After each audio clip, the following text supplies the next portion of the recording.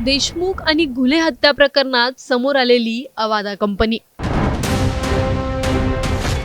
350 कोटींची गुंतवणूक, शेकडो कंपन्यांचा प्रवेश, खंडणीची मागणी आणि केबल चोरीसारखे गुन्हे. बीड जिल्हा एकेकाळी दुष्काळासाठी ओळखला जाणारा हा जिल्हा आता महाराष्ट्रातील ग्रीन एनर्जी हब म्हणून वेगाने पुढे येत आहे. पवन ऊर्जा, सौर ऊर्जा आणि ट्रान्समिशन प्रकल्पांमध्ये हजारो कोटींची गुंतवणूक होत आहे. गेल्या 2 वर्षात 300हून अधिक कंपन्यांनी बीडमध्ये पाऊल ठेवलंय. त्यात अवादा एनर्जीची 350 कोटी रुपयांची मोठी गुंतवणूक विशेष चर्चेत आहे. मात्र याच कंपनीच्या नावाशी जोडले गेले मस्साजोगचे सरपंच संतोष देशमुख हत्या प्रकरण, 2 कोटींच्या कथित खंडणीची मागणी आणि केबल चोरीसारखे गुन्हे. मग नेमकं बीडमध्ये सुरू आहे तरी काय? ग्रीन एनर्जीच्या या मोठ्या प्रकल्पांमागची संपूर्ण कहाणी तरी काय आहे, जाणून घेणार आहोत या व्हिडिओमधून. व्हिडिओ शेवटपर्यंत नक्की पहा आणि टाइम्स नाऊ मराठीच्या यूट्यूब, इंस्टाग्राम आणि फेसबुक पेजला फॉलो करायला विसरू नका. महाराष्ट्रात अक्षय ऊर्जेच्या क्षेत्रात बीड जिल्हा झपाट्याने विकसित होत असून राज्यातील महत्त्वाच्या ग्रीन एनर्जी क्लस्टरपैकी एक म्हणून त्याची ओळख निर्माण होत आहे. 2024 मध्ये बीड जिल्ह्यात अवादा एनर्जी कंपनीने प्रवेश केला. मुख्यमंत्री सौर कृषी वाहिनी योजनेअंतर्गत कंपनीने पवन ऊर्जा आणि सौर ऊर्जा प्रकल्प उभारण्याचं काम सुरू केलं. जिल्ह्यात 7 मेगावॉट क्षमतेचा सौर ऊर्जा प्रकल्प आणि त्यासोबत पवन ऊर्जा प्रकल्प कार्यरत आहेत. गेल्या 2 वर्षात बीडमध्ये पवन आणि सौर ऊर्जा क्षेत्रात 300हून अधिक कंपन्यांनी गुंतवणूक केली आहे. त्यापैकी केवळ अवादा एनर्जीनेच पवन ऊर्जा प्रकल्पासाठी सुमारे 350 कोटी रुपयांची गुंतवणूक केल्याची माहिती समोर आली आहे.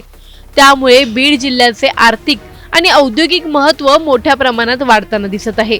अवादा एनर्जीसह आष्टी आणि मस्साजोग परिसरात अनेक मोठे पवन ऊर्जा प्रकल्प उभे राहत आहेत.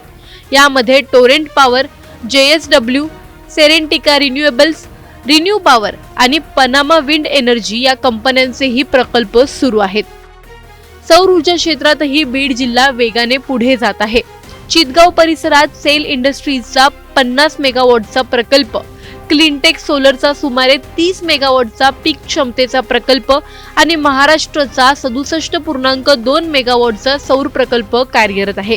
वीज निर्मिती सोबतच वीज पारेषण व्यवस्थाही मजबूत करण्यात येत आहे. इंडिग्रिडच्या कल्लम ट्रान्समिशन लिमिटेड मार्फत बीड जिल्ह्यात 1 गिगावॉट क्षमतेचा ग्रीन एनर्जी ट्रान्समिशन प्रकल्प कार्यरत आहे. त्यामुळे निर्मित होणारी वीज राज्याच्या विविध भागात पोहोचवण्यासाठी आवश्यक असलेले पायाभूत जाळेही तिथे विकसित केले जात आहे. मात्र या ग्रीन एनर्जी प्रकल्पाच्या विस्तारासोबत काही गंभीर आणि धक्कादायक घटना देखील समोर आल्या. 31 डिसेंबर 2024 रोजी केज तालुक्यातील मस्साजोग गावचे सरपंच संतोष देशमुख यांची निर्घृण हत्या झाली. या प्रकरणाचा संबंध अवादा एनर्जी कंपनीकडे कथितपणे मागण्यात आलेल्या 2 कोटी रुपयांच्या खंडणीशी जोडला गेला. या संदर्भात कंपनीच्या प्रशासकीय अधिकाऱ्यांनी केज पोलीस ठाण्यात प्रथम माहिती अहवाल म्हणजेच FIR दाखल केला होता. याशिवाय कंपनीच्या केबल चोरी संदर्भातील अनेक गुन्ह्यांचीही नोंद करण्यात आली आहे. त्यामुळे ग्रीन एनर्जी प्रकल्पांभोवती सुरक्षा, स्थानिक प्रशासन, कायदा सुव्यवस्था आणि गुन्हेगारी याविषयीचे प्रश्नही अधोरेखित झाले. विलास घुले यांच्या प्रकरणात देखील अवादा कंपनीवर कथित खंडणीचे आरोप रमेश घुले यांच्यावर आहेत. एका बाजूला बीडमध्ये हजारो कोटींची गुंतवणूक, ऊर्जा क्षेत्रातील मोठे प्रकल्प आणि रोजगाराच्या संधी निर्माण होत आहेत, तर दुसऱ्या बाजूला खंडणी, चोरी आणि संतोष देशमुख हत्येसारख्या गंभीर घटनांनी या विकासाला वेगळंच वळण दिलं आहे. बीड ग्रीन एनर्जीची नवी राजधानी बनत आहे, पण या विकासासोबत सुरक्षेचं आव्हानही वाढत आहे का? हजारो कोटींच्या गुंतवणुकीचे संरक्षण करण्यासाठी यंत्रणा पुरेशी सक्षम आहे का? संतोष देशमुख हत्या प्रकरणात कोणते धडे घेतले गेले आणि उद्योग, गुंतवणूक व स्थानिक नागरिकांचा विश्वास टिकवण्यासाठी पुढे प्रशासन कोणती ठोस पावलं उचलणार? हे प्रश्न आजही अनुत्तरितच आहेत. या प्रकरणी तुम्हाला नेमकं काय वाटतंय? आम्हाला कमेंटमध्ये नक्की कळवा. व्हिडिओ आवडल्यास लाईक व शेअर करायला विसरू नका. तसंच अशा नवनवीन अपडेट्ससाठी आणि माहितीपूर्ण व्हिडिओजसाठी टाइम्स नाऊ मराठीला नक्की फॉलो करा.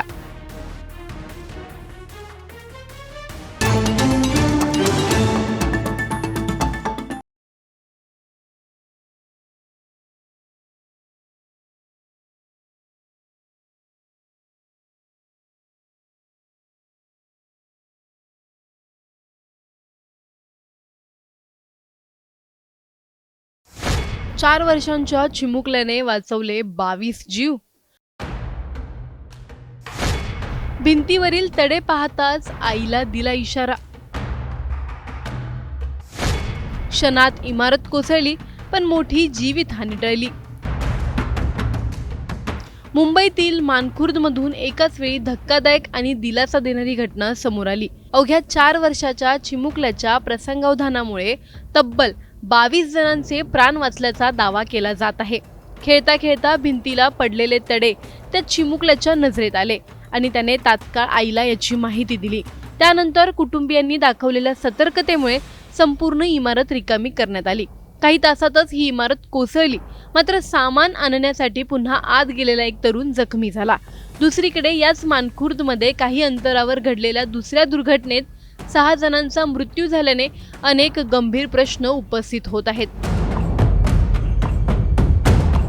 मुंबईच्या मानखुर्द परिसरातील ही घटना प्रत्येक नागरिकाला सतर्क राहण्याचा मोठा धडा देणारी ठरत आहे.